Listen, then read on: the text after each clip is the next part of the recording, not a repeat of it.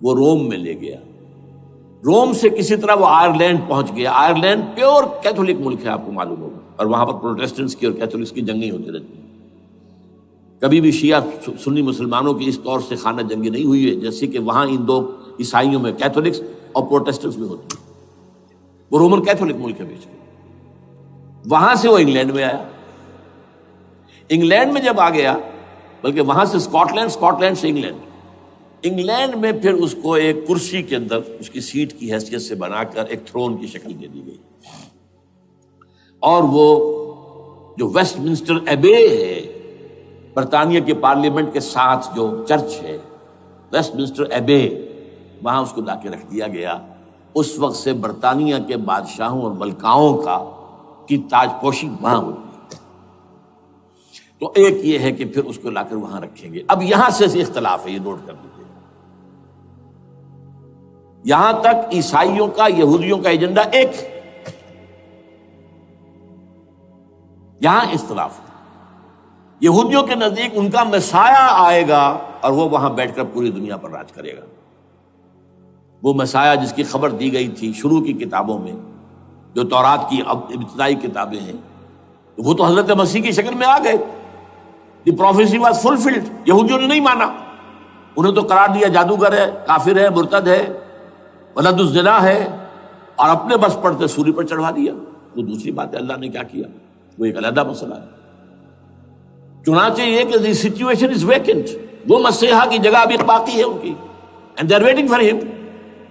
تو وہ آئے گا اور وہ یہاں اس تخت داؤد پر بیٹھ کر پوری دنیا پر حکومت کرے گا۔ عیسائیوں کا کہنا کیا ہے کہ در حقیقت حضرت مسیح نازل ہوں گے، سیکنڈ کمنگ آف جیسس، جس کو ہم بھی مانتے ہیں۔ اگرچہ ہوگا کیسے، حالات و واقعات کا کیا ہمارے نزدیک رنگ ہے وہ کچھ مختلف ہے، وہ میں اس کو بیان نہیں کر سکتا۔ حضرت مسیح علیہ السلام پھر اس تخت پر بیٹھیں گے ان کے عیسائیوں کے مطابق۔ چنانچہ پوپ جو مر گیا ہے، پال سیکنڈ، اس کو یہ ٹرمپٹ والے کہتے ہیں شیطان، اور ان کا کہنا یہ ہے کہ اس شیطان نے the old ancient holy Roman empire کو ریوائیو کیا ہے یونائٹڈ یورپ بنا کر، اور ان کا مقصد کیا ہے کہ یہ فلسطین میں ایک رومن کیتھولک حکومت قائم کرنا چاہتے ہیں۔ یہودی اپنی حکومت چاہتے جو ہے، اور وہ اپنی حکومت چاہتے ہیں۔ یہ ان کا کہنا ہے، یہ میں نہیں جانتا کہ اس میں کس حد تک ان میں ایک دوسرے پر الزام درست ہے۔ لیکن جیسے کہ آپ کو معلوم ہے کہ انڈونیشیا کے اندر بھی ہوا تھا، ایک جزیرے کو تقسیم کر دیا، ایک حصہ جو ہے اس کا وہ رومن کیتھولک ریاست بن گیا۔ شاید نائجیریا میں بھی اس طرح کا معاملہ ہوا ہے، کچھ تھوڑے علاقے کے اندر، وغیرہ وغیرہ۔ تو یہ ہے، لیکن بہرحال یہ ان کا۔ عیسائیوں کا معاملہ کیا ہے؟ میں نے جیسا کہ بتایا کہ یہ تو اس ایجنڈے کے اندر متفق ہے، اور عیسائی بھی ورلڈ ڈومینیشن، مالیاتی جو ہے استعمار، اس کے لیے کوشاں ہیں۔ لیکن ان کے نزدیک حضرت عیسیٰ ابن مریم آئیں گے علیہ الصلوۃ والسلام، اور وہ حکومت کریں گے۔ اس پورے ڈرامے کا اسکرپٹ پورا یہودیوں کا لکھا ہوا ہے، اور انہی کی سازش اس پورے ڈرامے کے پیچھے ہے۔ البتہ بظاہر اس ڈرامے کا بڑا کیریکٹر جس سے آپ ہیرو کہیں وہ امریکہ ہے، اور اس کے تابع یورپ بھی ہے۔ یہ ہے عالمی سطح پر معاملہ اس وقت۔ ویسے میری 2 کتابیں جو ہے اس پر کتابچے ہیں، 4 سال پہلے میں نے اسی مقام پر 2 تقریریں کی تھی۔ ایک موجودہ عالمی حالات اور اسلام کا مستقبل، وہ دوسرا حصہ جو میں اس وقت نہیں چھیڑ رہا، ہوگا کیا اصل میں، جس میں یہ ہے کہ کہیں اسلامی ریاست قائم ہو، خلافت کا نظام قائم ہوگا کہاں ہوگا یہ میں بحث نہیں کر رہا۔ حضرت مہدی کا ظہور ہوگا، وہ آئیں گے عرب کے اندر۔ پھر یہ ہے کہ وہ جو گریٹر اسرائیل کے خلاف جہاد ہوگا، اور اللہ کرے گا کہ رفتہ رفتہ یہ ممالک جو ان سے لے لیے جائیں گے، یہاں تک کہ بالآخر ایک یہودی اعلان کر دے گا میں ہوں مسیح، جس کو کہ عیسائی بھی کہتے ہیں اینٹی کرائسٹ، اور یہ کہتے ہیں یہ بیپٹسٹ بھی کہ اینٹی کرائسٹ جو ہے وہ یہودی ہوگا، جبکہ کچھ عرصے پہلے بہت بڑا پروپیگنڈا ہوا تھا کہ اینٹی کرائسٹ جو ہے، دجال جو ہے وہ تو مسلمان ہوگا نہیں، لیکن وہ کہتے ہیں کہ ہوگا یہودی ہوگا، اور پھر اس یہودی کو قتل کریں گے حضرت مسیح، دی ریئل مسیح، اصل مسیح جو اٹھا لیے گئے درمیان میں، وہ آئیں گے، اور ان کے ہاتھوں دجال بھی قتل ہوگا، اور پھر مسلمانوں کے ہاتھوں ایک ایک یہودی ختم ہوگا۔ پھر ایک عالمی اسلامی ریاست قائم ہوگی حضرت مسیح کے ہاتھوں، اور وہاں پر حضرت مسیح، ایک حدیث میں آتا ہے 40 برس تک پوری دنیا پر حکومت کرے گی۔ بہرحال یہ دوسرا پکچر ہے جو ہمارے سامنے، میں اس وقت کی تفصیل میں نہیں جا رہا، جو ان کے سامنے پکچر ہے وہ میں نے آپ کو بیان کر دیا۔ اب اس میں تجزیہ کیجئے افغانستان پر حملے کا اصل سبب، جو میں نے دو بتایا نا، دو لڑیاں ہیں ان کے ایجنڈے کی، ایک اسلام کہیں ظاہر نہ ہو جائے، اسلام کا نظام ظاہر نہ ہو جائے، اور ایک مسلمانوں کے مالیاتی، خاص طور پر تیل کے وسائل پر قبضہ۔ اب افغانستان میں کیا ہوا ہے، یہ سارا معاملہ تھا اسلام کا راستہ روکنے کے لیے، کہ یہاں تو اسلام ایک شکل دکھا رہا ہے اپنی، اور اگر انہیں موقع مل گیا تو یہ تو ایک ایسی ویلفیئر اسٹیٹ قائم کر دیں گے، زکوٰۃ کا نظام قائم ہو جائے گا تو اعلیٰ ترین ویلفیئر اسٹیٹ قائم ہو جائے گی، اور اگر یہاں پر جو ہے یہ ساری سزائیں نافذ ہو گئی، معاشرہ کرائم فری ہو جائے گا، لوگوں میں محبت ہوگی، مساوات ہوگی، اور یہ کہ عام لوگوں کے لیے ویلفیئر ہوگا، اور یہ سامنے نظام آ گیا تو پھر ہمارا یہ نظام کیپٹلزم یہ کہاں رہے گا، اس کو تو منہ چھپانے کی جگہ نہیں ملے گی۔ لہذا افغانستان پر حملے کا اصل موٹیو یہ ہے۔ البتہ یہ ساتھ ہی یہ بھی تھا کہ افغانستان کے راستے سے سینٹرل ایشین سٹیٹس جو ہیں ان سے پائپ لائنیں لا کر، اور وہ پھر کہیں گوادر کے آس پاس سمندر تک لائے جائے، تاکہ ہم وہاں کے جو ہے ڈرین کر سکیں جو تیل اور گیس کے ذخائر ہیں سینٹرل ایشین سٹیٹس کے اندر، جو مسلمان سٹیٹس ہیں، تو اس کے لیے راستہ جو ہے وہ لینا چاہتے تھے افغانستان سے۔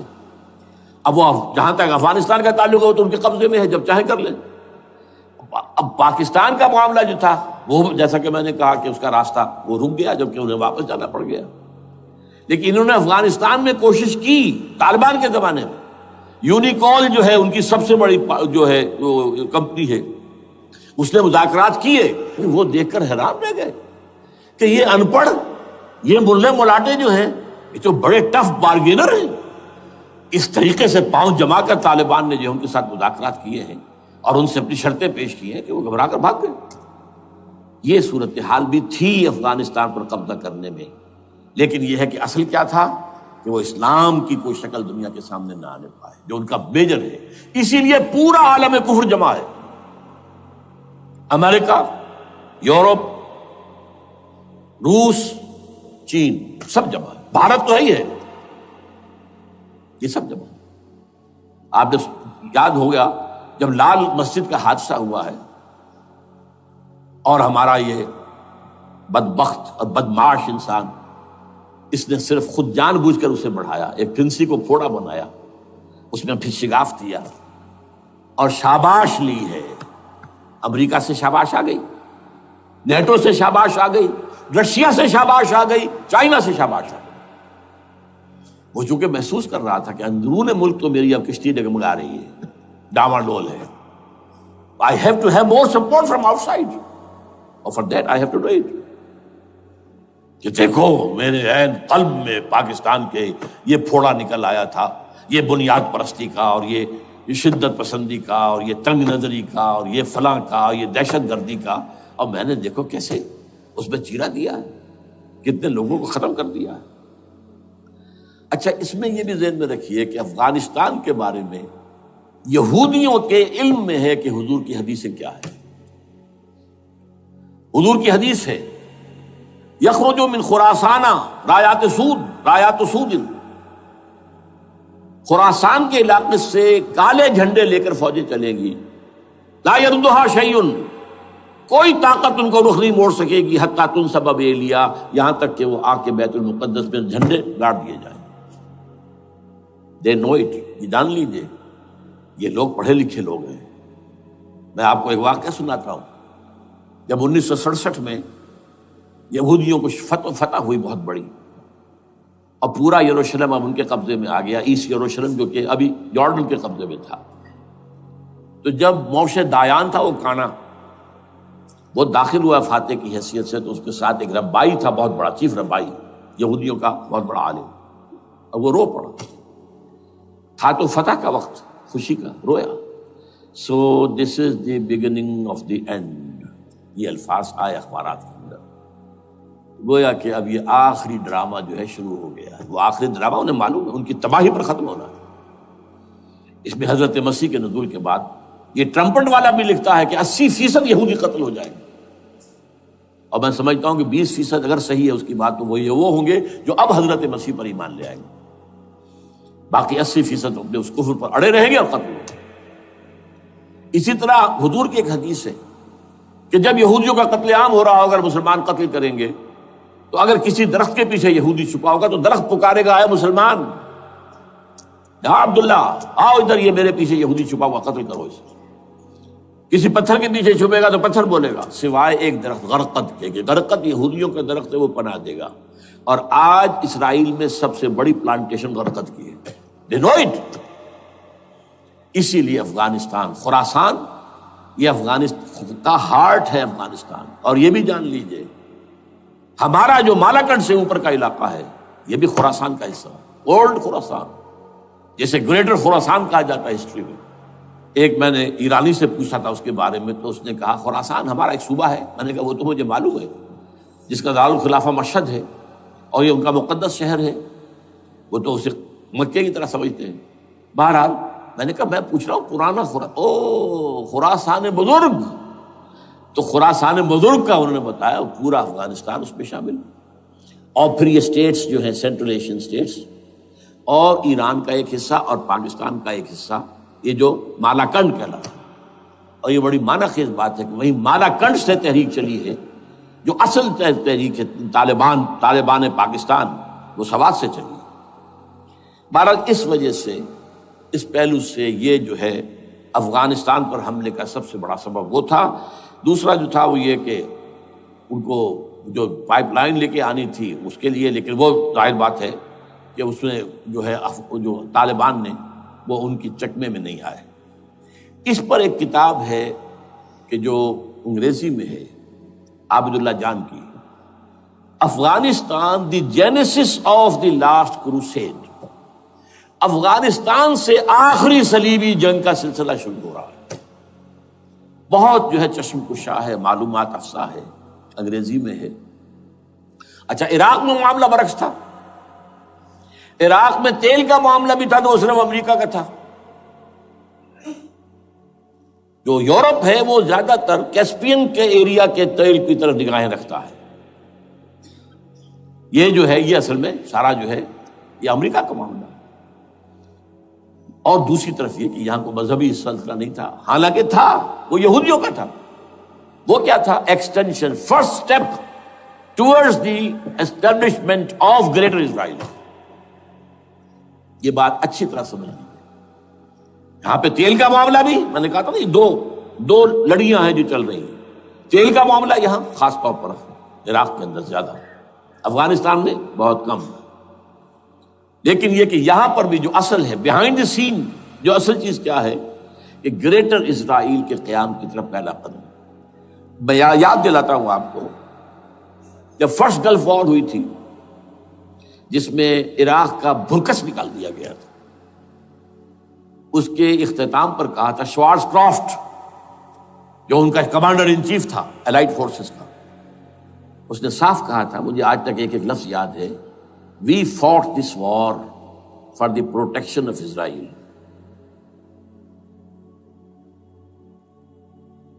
اور اب جو ابھی ہوا معاملہ، جب صدام گرا ہے، اس کا مجسمہ بھی گرا ہے، تو اس کے بعد وہ شخص، وہ بدبخت، وہ خبیث جو ابھی پڑا ہوا کومے میں، شیرون نے کہا تھا ان قریب عراق پر ہماری حکومت ہوگی۔ اور اس سے پہلے تو ہم صرف عراق میں سے یوفریٹس تک کا علاقہ مانگتے تھے، دریائے فرات تک کا۔ اب ہمارا مطالبہ یہ ہے کہ ہم تو در حقیقت دجلہ تک جائیں گے، دجلہ، تاکہ پورا کا پورا جو فرٹائل جو دو آبا ہے، دجلہ اور فرات کے درمیان کا بہترین علاقہ، وہ سارا ہمارے پاس۔ اس سے آپ اندازہ کر لیجیے کہ یہ دونوں چیزیں جو ہیں دونوں جگہ موجود ہیں۔ وہاں مذہبی زیادہ ہے افغانستان کا، لہذا یہاں بہت بڑی جو ہے کولیشن بن گئی۔ عراق میں تو وہ کولیشن نہیں بن سکی، یورپ بھی ساتھ نہیں آیا، امریکہ had to go it alone, اسے کرنا پڑا ہے۔ زیادہ سے زیادہ کوئی ٹوکن، آسٹریلیا کا کوئی ٹوکن معاملہ، جو ہے وہ برطانیہ کا کچھ ٹوکن ٹائپ جو ہے، وہی یہ کامن ویلتھ پرانی جو ہے چلی آ رہی ہے، اس میں شاید کینیڈا کا، باقی تو کوئی نہیں۔ یہ جو آل ورلڈ کولیشن بنی تھی وہ افغانستان کے خلاف کیوں ہے؟ یہاں سے اسلام کی ریسرجنس کا اندیشہ ہے۔ یخرج من خراسان رایات سود لا یردها شیء حتی تنصب بایلیا۔ حضور کے زمانے میں ایلیا جو ہے وہ کن کے قبضے میں تھا؟ عیسائیوں کے۔ اس کے بعد ہمارے قبضے میں آیا، لیکن پھر کروسیڈرز نے ہم سے لے لیا تھا، اور 88 برس وہ عیسائیوں کے پاس رہا، 1099 عیسوی سے لے کر 1187 تک۔ اب پھر یہود کا قبضہ ہے، پہلے عیسائیوں کا تھا، اب یہود کا۔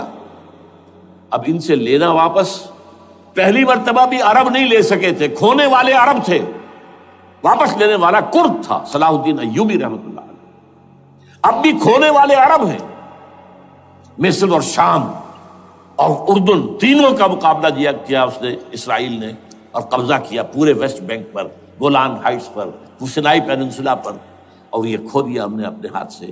اور اب بھی عربوں میں تو کوئی دم نہیں ہے، کوئی جان نہیں ہے، ان کو عیاشیوں نے، دولت مندی نے بالکل تباہ و برباد اور کھوکھلا کر کے رکھ دیا۔ بہرحال یہ جو چیزیں میں نے آپ کو بتائی ہیں، یہ تو وہ پلانز ہیں جو سب شیاطین جن و انس کے پروگرام ہیں۔ وہ جیسے کہ کبھی کہا تھا خمینی صاحب نے، شیطان بزرگ، دی گریٹسٹ شیطن، امریکہ، اصل میں امریکہ، اور اس کے پیچھے حقیقت میں یہود، سامنے امریکہ، پیچھے یہود۔ بالفعل کیا ہوگا یہ تو پھر اللہ ہی جانتا ہے کیا ہوگا۔ وَمَكَرُوا وَمَكَرَ اللَّهُ، کافر اپنی چالیں چلتے ہیں، اللہ اپنی چال چلتا ہے۔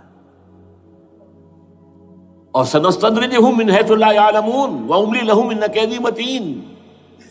اے نبی آپ گھبرائیں نہیں، ہم ان کافروں کو رفتہ رفتہ وہاں سے لے آئیں گے جہاں سے آپ کو بھی انہیں احساس تک نہیں ہوگا کہ یہ تو گرفت میں آ رہے ہیں، ٹریپ ہو رہے ہیں، اور ابھی ذرا میں انہیں ڈھیل دے رہا ہوں۔ میں املی لہم ان قیدی متین، میری چال بہت مضبوط ہے۔ وہ اللہ کیا کرے گا وہ میں نے آپ کو بتایا، جھلک دکھا دی ہے۔ انشاءاللہ اسی علاقے میں پاکستان اور افغانستان، اور اس کا ہارٹ ہوگا یہ پشتونستان، سرحد اور مشرقی افغانستان مل کر پشتونستان، پشتون اسی مشرقی اس میں ہے، پاکستان کا مغربی صوبہ ہے، شمال مغربی سرحدی صوبہ، یہ ہارٹ، اور پھر پاکستان اور افغانستان، انشاءاللہ یہی ہوگا۔ اور پھر یہ کہ یہاں سے فوجیں جائیں گی جو حضرت مہدی کی حکومت جمائیں گی عرب کے اندر۔ عربوں میں جان نہیں ہے کہ وہ مہدی کی حکومت کو جما سکے۔ یخرج ناس من المشرق یؤتون للمہدی یعنی سلطان ہی، مشرق کی طرف کے کسی ملک سے فوجیں آئیں گی جو مہدی کی حکومت قائم کریں۔ عربوں میں دم نہیں۔ بہرحال ہوگا کیا، وہ میں نے کہا کہ یہ تو اللہ کے ہاتھ میں ہے۔ اب یہ کہ کرنا کیا چاہیے، یہ ہے میری تقریر کا آخری حصہ۔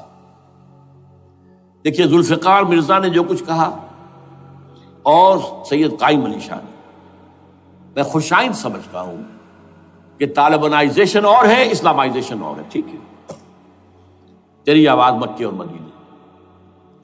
طالبانائزیشن کے اندر کچھ بغیر تعلیم یافتہ، کچھ جذباتی، اس طرح کے لوگ بھی ہیں جن میں انتہا پسندی بھی ہے، جیسے کہ میں پہلے بیان کر چکا، افغانستان میں ہوا ہے، افغانستان کے اندر بھی رفتہ رفتہ وہ اپنی چیزوں سے نکل رہے تھے، نکل جاتے ہیں، لیکن موقع نہیں دیا گیا، ختم کر دیا گیا۔ اسی طرح ہمارے سرحدی صوبے میں جیسا کہ میں بتایا 3 قوتیں برسرکار ہیں، who knows it، کون کیا کہ۔ لیکن بہرحال یہ کہ پہلی بات یہ، اسلام اور پاکستان لازم و ملزوم ہیں۔ یہاں اسلام آئے گا تو یہ ملک رہے گا، نہیں آئے گا تو ختم ہو جائے گا، اس میں کوئی شک نہیں۔ میری 2 کتابیں پڑھ لیجیے اگر اللہ توفیق دے، ہمت دے، اسلام اور پاکستان، یہ سن 67-68 کی تحریریں میری ہیں۔ جینیسس آف پاکستان کیا تھا، how Pakistan came into existence. پھر یہ کہ میں نے استحکام پاکستان کے نام سے سن 85 کے اندر کتاب لکھی ہے، یہ دونوں کتابیں پڑھی ہیں۔ پاکستان کا کوئی جواز نہیں اگر یہاں اسلام نہ آئے، اور واقعتاً ہم جواز کھو چکے ہیں، یہ تو اللہ تعالیٰ ہمیں مہلت دے رہا ہے۔ لیکن اب یہ سمجھ لیجئے، یہ اللہ تعالیٰ کی طرف سے ایک خاص مہلت ہے، اور شاید آخری مہلت ہے جو ہمیں مل رہی ہے۔ یہاں اسلامائزیشن نہ ہوا تو یہ ملک نہیں رہے گا۔ میں یہاں آپ کو ایک شعر سنا دوں، ہے تو ایک ایسی شخصیت کا جو کچھ کنٹروورشل بھی ہو گئی، بعد میں بدنام بھی ہو گئی۔ ایک زمانے میں جماعت اسلامی کے بڑے مخلص کارکن تھے وہ، مولانا کوثر نیازی۔ انہوں نے ایک بڑا تلخ شعر کہا تھا، اسلام کو اگر تیری فضا راس نہ آئے، اے میرے وطن تجھ کو کوئی آگ لگائے۔ ہمیں اسلام چاہیے، اور اسلام نہیں آئے گا تو یہ ملک نہیں رہے گا۔ کوئی زرداری، کوئی نواز شریف اس ملک کی بقا کی ضمانت نہیں دے سکتا۔ اس کی بقا ہے اگر تو اسلامائزیشن میں۔ 61 سال کی ہماری بے وفائی اللہ کے ساتھ کیے ہوئے وعدے کی، اس کا ایک عذاب ادنا ہم جھیل چکے ہیں۔ 71 یاد کی سن 71، پاکستان 2 لخت، 94,000 مسلمان پاکستانی بھارت کی قید میں بھیڑوں بکریوں کی طرح ہانک کر لے جائے گئے، ٹرکوں میں بھر بھر کر، جیسے کہ ڈیرہ غازی خان سے بھیڑیں بکریاں آتی ہیں لاہور میں ذبح ہونے کے لیے، کنسنٹریشن کیمپس میں۔ ہمارے ٹائیگر نامی جرنیل نے پیش کیا اپنا ریوالور، کتنے لوگ مارے گئے، کتنا فساد ہوا، مسلمان کے ہاتھوں مسلمانوں کا خون کتنا ہوا۔ یہ اللہ کا ایک خاص عذاب ہوتا ہے۔ میں نے وہ آیت آپ کو سنائی تھی، قل هو القادر على ان يبعث عليكم عذابا من فوقكم او من تحت ارجلكم۔ اے نبی سے کہہ دیجیے اللہ اس پر قدرت رکھتا ہے، جب چاہے تم پر کوئی عذاب اوپر سے بھیج دے، تمہاری زمین کے نیچے سے نکال دے۔ زلزلہ آیا تھا کہ نہیں؟ او یلبسکم شیعا، ایک تیسری شکل بھی ہے، نہ اللہ آسمان کو کوئی تکلیف دے نہ زمین کو، زمین پھٹے گی تو آدمی جائے گا نا اندر، بلکہ تمہیں گروہوں میں تقسیم کر کے، او یلبسکم شیعا فیذیق بعضکم بعض بعض، تو ایک دوسرے کی قوت کا ایک دوسرے کو مزہ چکھائے، تم خود ایک دوسرے کے گلے کاٹو۔ ہمیں کسی اور قوم کو تکلیف دینے کی ضرورت نہیں ہوگی، یہ کام ہمارے ساتھ ہو چکا ہے 1971 میں۔ بہرحال اب اس کے بعد بھی تاخیر تو ہماری جو کی تو ہے، اب ہم اس جگہ پر پہنچ گیا کہ شاید اب عذاب الاکبر آنے والا ہے۔ وہ آیت بھی میں نے شروع میں پڑھی تھی، وَلَنُذِيقَنَّهُم مِّنَ الْعَذَابِ الْأَدْنَىٰ دُونَ الْعَذَابِ الْأَكْبَرِ لَعَلَّهُمْ يَرْجِعُونَ۔ چھوٹا عذاب آیا سن 71 میں پاکستان، بہرحال مغربی پاکستان تو برقرار رہا، اس کا نام بھی پاکستان رہا۔ اب شاید بڑا عذاب آ رہا ہو، بلکنائزیشن جس کے نقشے جو ہیں دنیا میں شائع کیے جا چکے ہیں۔